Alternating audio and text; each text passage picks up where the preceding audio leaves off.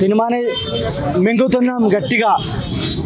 నేను ఒకటే చెప్తున్నా, నేను 2025 జూలై 24న హరిహర వీరమల్లు సినిమాతోటి పీల్చే గాలిలో కూడా పాత రోజులు గుర్తుకు తెస్తాం.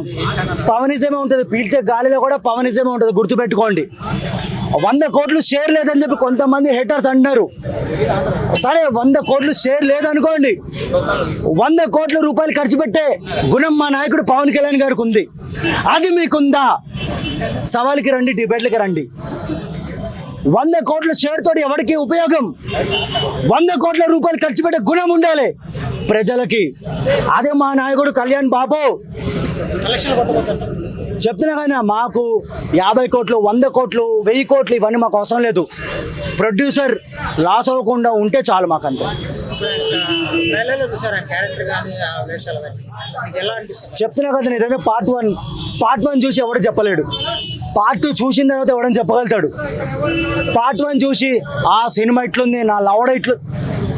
పార్ట్ 2 చూసిన తర్వాత స్టోరీ ఎట్లుంది చెప్పండి. సో మాకైతే కళ్యాణ్ బాబు ఆన్ స్క్రీన్ మీద కనబడితే చాలు, రికార్డులు మోత మోగిపోతుంది. ఒకటే చెప్తున్నా, 2 తెలుగు రాష్ట్రాలకి ఒకడే దేవుడు కళ్యాణ్ బాబు. అండ్ ఇంకోటి, కొంతమంది ప్రభాస్ అన్న గురించి ట్రోల్ చేస్తున్నారు.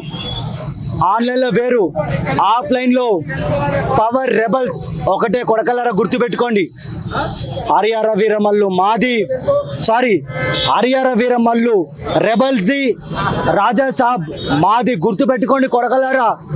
2 తెలుగు రాష్ట్రాలకి ఒకడే దేవుడు, అతనే కళ్యాణ్ బాబు. జై జనసేన, బాబులకే బాబు, బాబులకే బాబు.